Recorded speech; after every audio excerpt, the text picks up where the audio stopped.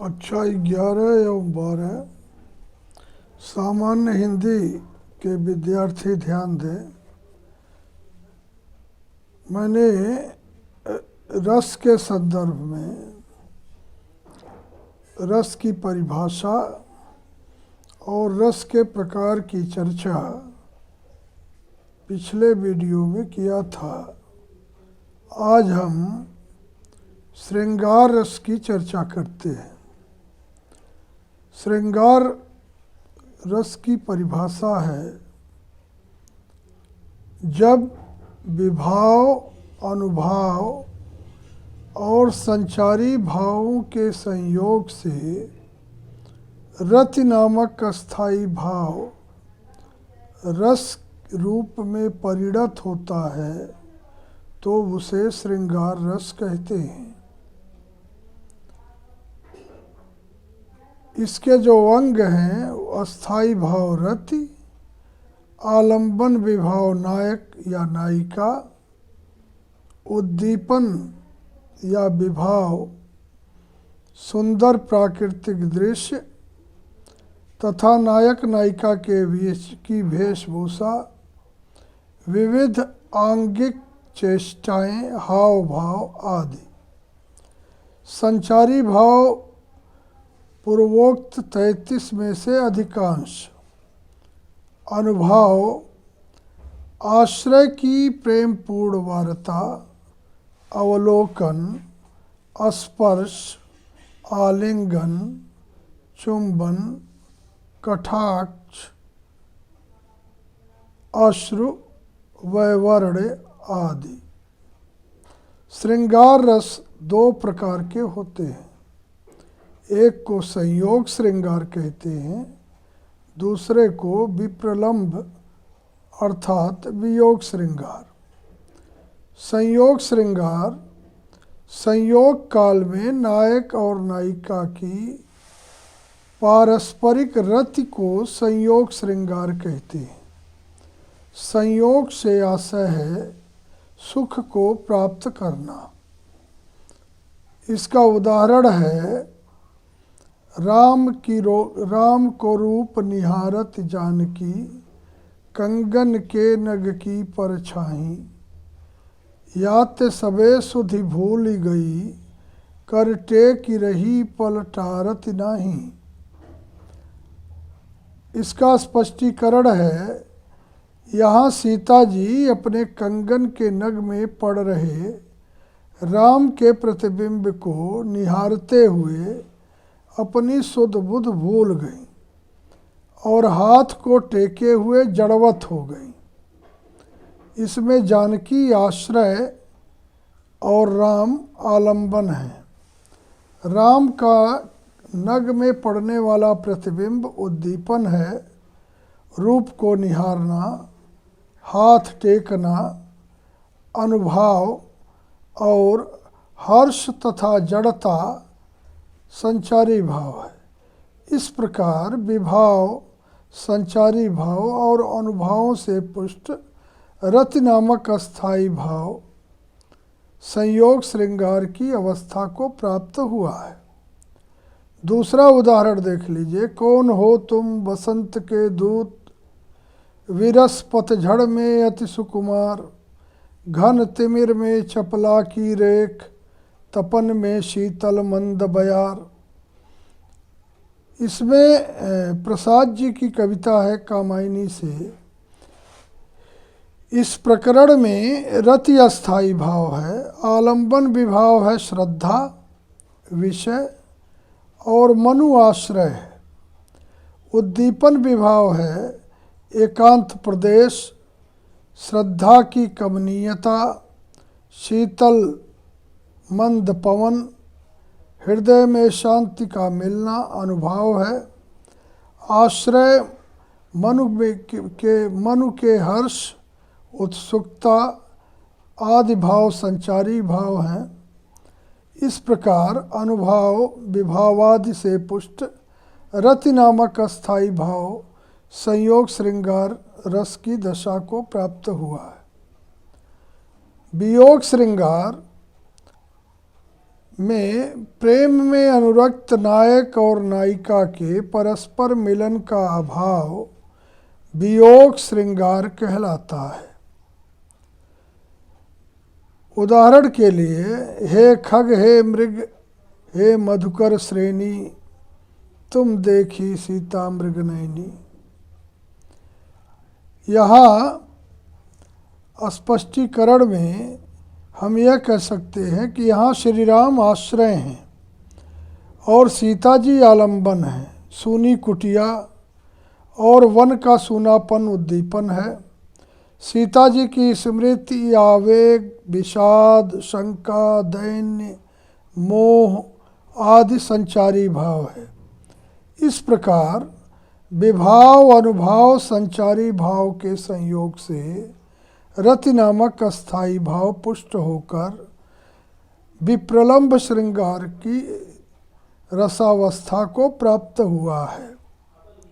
दूसरा उदाहरण, मेरे प्यारे नौ जलद से कंज से नेत्र वाले, जाके आए न मधुबन से और न भेजा संदेशा, मैं रो रो के प्रिय विरह में से बावली हो रही हूँ, जाके मेरी सब दुख कथा श्याम को तू सुना दे। ये पवन दूतिका का उदाहरण है प्रिय प्रवास महाकाव्य से। इसका स्पष्टीकरण होगा, इस छंद में विरहिणी राधा की विरह दशा का वर्णन किया गया है। रति अस्थाई भाव है, आलंबन विभाव है राधा आश्रय और श्री कृष्ण विषय, उद्दीपन विभाव है मेघ जैसी शोभा और कमल जैसे नेत्रों का स्मरण। श्री कृष्ण के विरह में रुदन अनुभाव है, स्मृति, आवेग, उन्माद आदि संचारियों से पुष्ट श्री कृष्ण से मिलन के अभाव में यहाँ वियोग श्रृंगार रस का परिपाक हुआ है। दूसरा रस है हास्य रस। इसकी परिभाषा है, जब किसी वस्तु या व्यक्ति के विकृत आकार, वेशभूषा, वाणी, चेष्टा आदि से व्यक्ति को बरबस हंसी आ जाए तो वहाँ हास्य रस है।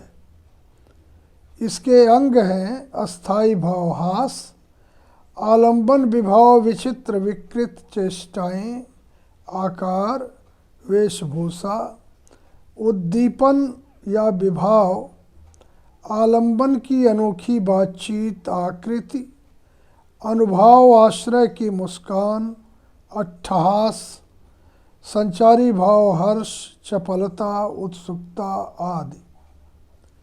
इसका उदाहरण है, नाना वाहन नानग वेशा, बिहसे शिव समाज निज देखा, को मुखहीन विपुल मुख काहू, बिनु पद कर कोऊ बहु पद बाहू। स्पष्टीकरण, इस उदाहरण में अस्थाई भाव हास के आलंबन शिव समाज, आश्रय शिव, उद्दीपन विचित्र वेशभूषा, अनुभाव शिव जी का हंसना तथा संचारी भाव रोमांच, हर्ष, चापल्य आदि, इनसे पुष्ट हुआ हास नामक अस्थाई भाव हास्य रसावस्था को प्राप्त हुआ है। बिंध के वासी उदासी तपोव्रतधारी महाम बिनु नारी दुखारे, गौतम तीय तरी तुलसी सो कथा सुनिभे मुनि वृंद सुखारे, होई है शिला सब चंद्रमुखी, परसे पद मंजुल कंज तिहारे, कीन्ही भली रघुनायक जू, करुणा करि कानन को पगुधारे। इसमें हास्य रस दृष्टिगत नहीं होता है, लेकिन इसका उदाहरण के रूप में दिया जा सकता है। इस छंद में विंध्याचल के तपस्वियों की मनोदशा का वर्णन किया गया है। यहाँ हास अस्थाई भाव है, आलंबन विभाव है, बिंध में उदास तपस्वी आश्रय। और राम या विषय, राम विषय है, उद्दीपन विभाव है, गौतम की स्त्री का उद्धार, मुनियों का कथा आदि सुनना अनुभाव है, हर्ष उत्सुकता आदि संचारी भावों से पुष्ट होकर छंद में हास्य रस का सुंदर परिपाक हुआ है। एक और उदाहरण देखिए, देखिए यह सीन कितनी ग्रैंड है, दे है या साइकिल स्टैंड है। करुण रस, परिभाषा किसी प्रिय वस्तु या वस्तु के विनाश से या अनिष्ट की प्राप्ति से करुण रस की निष्पत्ति होती है। इसके अंग हैं अस्थाई भाव शोक, आलंबन विभाव विनष्ट वस्तु या व्यक्ति, उद्दीपन विभाव इष्ट के गुण और उनसे संबंधित वस्तुएं, अनुभाव है रुदन, प्रलाप, मूर्छा, छाती पीटना, निःश्वास, उन्माद आदि। संचारी भाव है स्मृति, मोह, विषाद, जड़ता, ग्लानि, निर्वेद आदि। इसका उदाहरण है, जो भूरि भाग्य भरी विदित थी निरुपमेय सुहागिनी, हे हृदय वल्लभ हूँ वही अब मैं महाहत भागिनी, जो साथनी होकर तुम्हारी थी अतीव सनाथनी, है अब उसी मुझसी जगत में और कौन अनाथनी। जयद्रथ महाकाव्य से उदाहरण है। इसका स्पष्टीकरण है, अभिमन्यु की मृत्यु पर उत्तरा के विलाप से में उत्तरा आश्रय और अभिमन्यु की मृत्यु आलंबन है। पति के वीरत्व आदि गुणों का स्मरण उद्दीपन है। अपने विगत सौभाग्य की स्मृति एवं दैन्य संचारी भाव तथा उत्तरा का क्रंदन अनुभाव है। इनसे पुष्ट हुआ शोक नामक अस्थाई भाव करुण रसावस्था को प्राप्त हुआ। एक और उदाहरण आंसू छंद से है। क्यों छलक रहा दुख मेरा उषा की मृदु पलकों में, हाँ उलझ रहा सुख मेरा संध्या की घन अलकों में। इस पद में कवि के अपनी प्रेयसी के विरह में रुदन का वर्णन किया है। इसमें कवि के हृदय का शोक अस्थाई भाव है। आलंबन विभाव है प्रेमी, यहाँ पर कवि आश्रय तथा प्रियतमा विषय। उद्दीपन विभाव है अंधकार रूपी केशपास तथा संध्या। कवि के हृदय से निःसृत उद्गार अनुभाव है। अश्रु रूपी प्रातःकालीन ओश की बूंदें संचारी भाव हैं। इन सबसे पुष्ट शोक नामक अस्थाई भाव करुण रस की दशा को प्राप्त हुआ है। एक चीज़ और ध्यान देने की है कि प्रायः लोग वियोग श्रृंगार और करुण में अंतर स्पष्ट नहीं कर पाते। उसमें मूल अंतर ये है कि वियोग श्रृंगार तथा करुण रस में मुख्य अंतर प्रियजन के वियोग का होता है। वियोग श्रृंगार में बिछड़े हुए प्रियजन से पुनः मिलन की आशा बनी रहती है, जबकि करुण रस में इस प्रकार के मिलन की कोई संभावना नहीं होती। अर्थात वियोग श्रृंगार में नायक और नायिका से पुनर्मिलन की संभावना रहती है, बची रहती है, लेकिन करुण रस में वियोग के साथ साथ विरह वहाँ भी है, लेकिन वहाँ यह निश्चित हो जाता है कि दोबारा पुनर्मिलन की संभावना दूर दूर तक नहीं है। इसलिए इसका ये तात्विक अंतर है। एक और गलतफहमी लोगों के द्वारा दी जाती है। नरोत्तम दास की वह कविता जिसमें प्रायः कहीं कहीं उसको करुण रस के रूप में इस्तेमाल किया जाता है, जिसमें परात के पानी वाला दृश्य आता है, करुणा करके करुणानिधि रोए, पानी परात को हाथ छुयो नहीं। इस कविता में पूरी तरह से दो मित्रों के मिलन का दृश्य है। वहाँ जो अश्रु बह रहे हैं, वह अश्रु का बहना वह तात्कालिक रूप से संयोग का है। दो मित्र बहुत दिन के बाद मिल रहे हैं और प्रसन्नता के अश्रु हैं, न कि विरह या वियोग के अश्रु हैं।